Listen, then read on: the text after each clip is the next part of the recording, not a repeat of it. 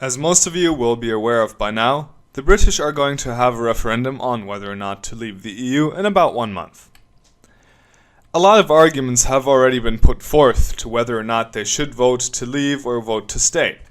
However, there is one argument that I think has not been talked about enough, or at least I'm not aware of it. This is the argument I want to bring forth in this video. You see, most of the talk has been about money. Will you be richer? Will you be poorer? But I will say that this is not the only important factor, and believe me, I'm not going to talk about immigration either here. I think that if you want to decide whether you want to stay within the European Union or not, you will have to look at the future of the European Union. And to do this, as Churchill says, we might want to find a country in the past, or a situation in the past that has been somewhat similar. And going through, I actually think I found one. Europe, here depicted as its 28 member states, actually shares some commonalities with the United States, here depicted as its 50 member states and their respective flags. What commonalities are that? Well, they're both sort of federations, and much like Europe, actually, the United States was founded as a country with a large amount of states' rights. The states, in fact, had most of the legislative power and had probably more independence from the federal law than European states have today, or had when they signed into the European Union. So I think it is not wrong to compare the two and to take warning in the fact that the US federal government has now ballooned into the largest government in the world and has effectively annihilated all the states' rights. The independent, or formerly mostly independent states in the United States can no longer decide for their own, but will have to go mostly with what the federal government has to say. I fear in Europe there might be a similar fate waiting for us. Two of the founding fathers of the European Union, Jean Monnet, pictured on the left, and Robert Schuman, pictured on the right, had the vision of a federal Europe. A European Federation, or United States of Europe, whatever you want to call it. Funnily enough, they shared this vision with Winston Churchill, who wanted Europe to be like the United States. But after, in 1954, the European defense community was struck down by the French because the British did not want to join that common military project, and the French didn't want to be left alone with the Germans in it. They had to think of a different approach, and Jean Monnet actually came up with one. It is now being referred to as the Monnet method, or the community method in the English language. It basically states that every time there's a new issue that is collectively addressed by the states, it will be added to the agenda of the European bureaucracy, basically establishing a new bureaucracy for every new agenda that is set. This is also called the spillover effect, and I'm sorry I have to use the parallel, but it basically says that you infect one area that is of low public concern or not very high on the radar. Let's take fishing, agriculture. Let's throw in some coal and steel for good measure. And you build a European supranational or overnational authority, bureaucracy, that now gets to regulate that sector. Due to the third of the three factors we're going to talk about in a minute, it is going to grasp most of the power in that area and entrench very deeply. So it will be almost impossible to get away, especially not if you continue to be a member of the European Union, because there will always be some special interests, like the French with the agriculture, that will want it to stay.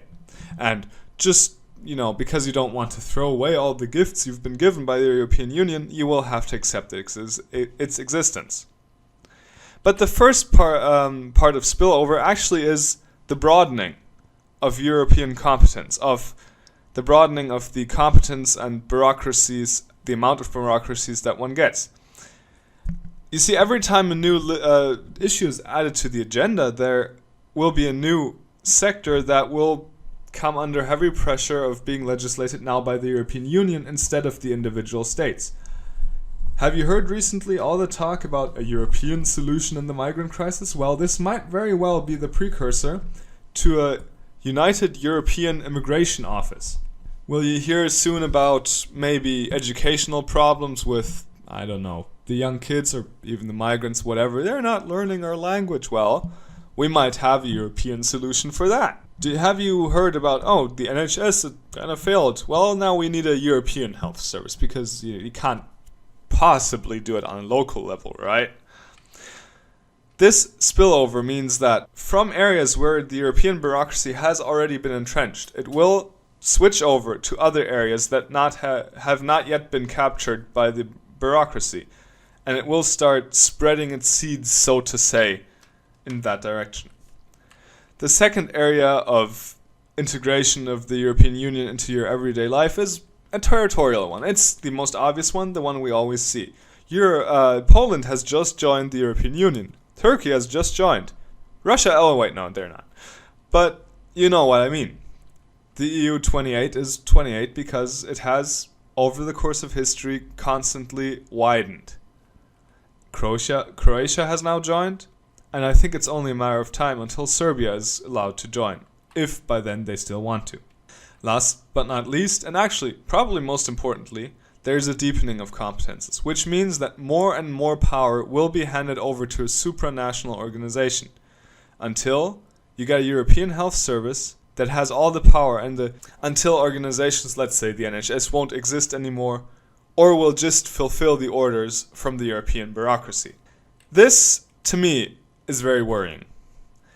Because one of the downsides of the Monet method is that since there are not 12 people in the back room planning it, since it is somewhat of a self-fulfilling prophecy kind of type, where the self-interests of politicians, bureaucracies, and special interest groups drive the European Union into that direction, because for them individually it is always rational to ask for more bureaucracy, to ask for more regulation, and almost never rational to ask for less, or to actually act to get less. And this will mean that we will get a federal Europe, but we will not get it as in we will just found a federation, because that has historically not worked. We will get something that is much bigger and much more bloated and much more probably, and I dare say cancerous, than the thing it used to be. Because in the Monet method, it might be a slow step-by-step process. It might be we take one step at a time, we go slowly, we take it from the feet upward, not from the head downward. This will mean that there is no real goal to it and there's no real end. There's no one to say this is how far we want to go. It will just continue going. I think the difference for British people in whether or not they want to stay within the European Union is whether or not you actually have a relevant voice in how much regulation is the right amount, or how much regulation should be the right amount. The European Union, due to its size, necessarily makes one-size-fits-all solutions. There's little we can change about that, and all a country can do is get one of the about 10 billion exceptions to that. However, this cannot stand forever, and I am of the opinion that this ship is actually sinking. I think it might soon be too late. Because you see, the southern states in the United States, to go back to that parallel, did not like the economic policies from the North. They did not like the economic policies from Washington because the North was heavily industrialized and the South was very agricultural. Washington favored the North because there were more people living there, so they had more power in the vote in voting presidents. Most of the presidents were from the North. Since they knew they would be outvoted almost every time, they tried to leave. And what happened to this country where the states' rights were incredibly high, and back then, before the civil wars, the states still had more rights than the European member states have today, was that effectively the federal government shut the door for anyone ever leaving. Do not mistake, the US today is still about 6 different countries, maybe even more. People there are not the same between New York, California, and Denver, or Wichita, Kansas, or St. Louis, Missouri. People are not the same, and people on the east and west coast on this, Democrat bloc, whether or not you agree with their policies, but they are forcing their policies onto much of the rest of the nation simply by outvoting them. I think that this might be the last chance you have to leave the European Union without a civil war. This is a decision you have to make for yourself. I'm German, I'm not allowed to vote here. I would recommend you do. I would recommend you vote at all because this is a conscious decision. And I would recommend you vote on leave because if I got the vote for Germany, I would be voting yes to leave. I fear that as a German I'm bound to sink with this ship. But you don't have to. You really don't have to. Whether you will be rich or poor, it doesn't really matter. Because I think that in the long run you will be freer. And be a bit poorer to be free? Or give up your independence for security, your freedom for security, as the American patriot said. If you give up your freedom for security, you will lose both. I think it might actually be economically good for the United Kingdoms, but most certainly I would take the hit, and I hope you do. And if you don't, that is totally fine. It is not my decision to make, it is yours. If you found any value in this video, please do share. Please do like or dislike if you didn't like it. If you think I had something wrong here, if you want to maybe add your thoughts to it, you can of course write in the comments, but you can also contact us on Twitter or Facebook. I am somewhat capable of speaking the English language. I hope that came through here. And if you are capable of speaking the German language, or at least listening to it, you can certainly subscribe to our YouTube channel. We will be bringing out German content every Thursday, 1400 hours. And we will be bringing out English videos every now and then to maybe see if other Europeans, non-English speaking Europeans, are interested in this too.